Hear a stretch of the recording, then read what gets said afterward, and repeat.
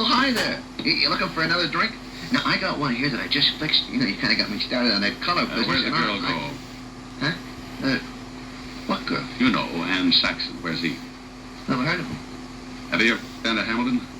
Huh? Has his picture on all $10 bills. This one's suitable for framing. In your pocket. Can't do it, mister.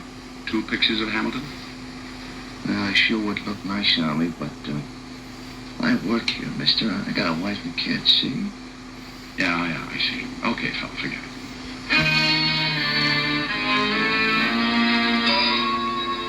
Well, I fell for the oldest gag in the world. Kept busy someplace else while Saxon walked out with the girl. Where? I had until 10 that night to stop the frame-up I didn't know anything about. But I played a hunch and headed to the 5th Precinct Police Station and Lieutenant Walt Levinson. I walked in on him. Diamond, oh no. Hiya, Walt. No, please go home. Nothing good can come of this. Why, Walt, I'm surprised at you. Well, I'm not. You've got some horrible joke up your sleeve. I don't want any part of it. I can only stay a few minutes. I want to know about a guy named Saxon. Douglas Saxon? That's it. What's the matter? Can't you find things out for yourself? Right now, Lieutenant, I'm a citizen asking about a guy. Now, what have you got on Saxon, Walt? Not a thing. He was clean when we picked him up a couple of times. Why was he picked up? Why are you so interested in him? What goes with my business? Oh. And if I tell you? Well, I'll tell you something sometime. Now, come on, Walt, give. Okay. He was picked up on suspicion of handling narcotics. But that's a job for the Vice Squad. Why is he so dear to you? He's working for Aaron Ziegler. This, Mr. Diamond, is not new. He'd be just a boy to work a frame for Aaron, wouldn't he? If it involved a gal, yeah. And this does. How? Don't know. Yet. But, if she was picked up with narcotics on her, it would be a nice frame, wouldn't it? What makes you think it would be a frame? This gal looks too healthy. Yeah, but you could be wrong. Why? Because for some stupid reason I like you, and I don't want to see you make a fool of yourself. Oh, why would I do that? For this dame. What dame? The one that Saxon's going to frame. Is he going to frame her? Of course he is. I better get her out of it. Certainly, that's just what I was saying. Bye, Walt. Rick. Yeah. Thanks. What for?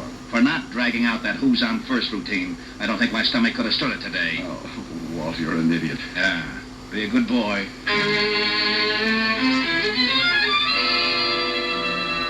When you pound a police beat in New York, you make a lot of unusual friends. And if you ever get in plain clothes, those friends come in handy sometimes. I grabbed a cab in front of the precinct station and headed for Chinatown. Walt and I had known an old Chinese named Wu Li, who'd been around a long time. He knew everyone and everything that went on in Chinatown. And if anyone knew where we could find Saxon, he did. Saxon, is possible I do not know him. Oh, I think you do. Just so. You said this man Saxon deals in sweet dreams. However, is rumor not proved. Does he ever come to Chinatown? You like perhaps a cup of tea? I ask this as a favor, Wu Li. Enemies are made to do evil, friends to ask favors. Sometimes is no difference. Will you tell me, Wu Li? You ask in name of friendship? I do. Very well. In Chinatown is establishment owned by a man named Fu Shen. Perhaps, I say perhaps, this man Saxon is there. He's been there before, hmm? My eyes are all perhaps mistaken. Not your eyes. I shall give you address and make call to Fu Shen. You will be allowed to enter his establishment. May you live 10,000 years. And may you live to mourn my funeral. The old boy gave the address and I left his shop.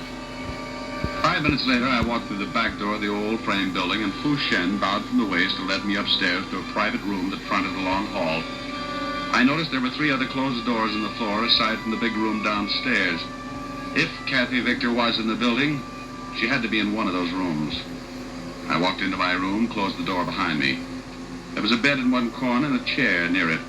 A low table was near the bed, and a dim light threw diagonal shadows like fingers across the walls. I waited until the proprietor had time to get downstairs, then I opened the door and looked out in the hall. It was empty, so I started throwing open doors. I had to be quick before I had a dozen hopped-up thugs on my back. The first was a cold turkey.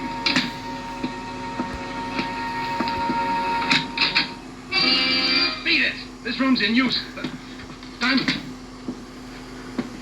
Well, Mr. Saxon, I presume. Look, Diamond, lay off me, will you? Where's the kid? I don't know who you mean. You will. No, Diamond, my arm, you're hurting. So here's another twist for size. Now say You got it wrong. how wrong can I be? Okay, but it wasn't my idea. I can believe that. Ziegler thought it up. You pulled it off for a couple of grand. Listen, if I tell you, will you let me go? The girl's all you want. Let me go, will you? Where is she? In the next room. Walk ahead of me. And in case you get any ideas, now walk ahead of me. Open the door. You got my arm. You got another one, but not for long if you try anything. Open it. There she is. Oh, out cold. She's all right. Just knocked out, huh? Let me go now, Diamond. Sure. So this was the game, huh? Bring her here, knock her out, plant narcotics on her, and then push her to the street to get picked up. Look, I showed you where she is. Now give me a break. You know, I was just thinking of that. How would you like it, in the arm or in the jaw? Oh.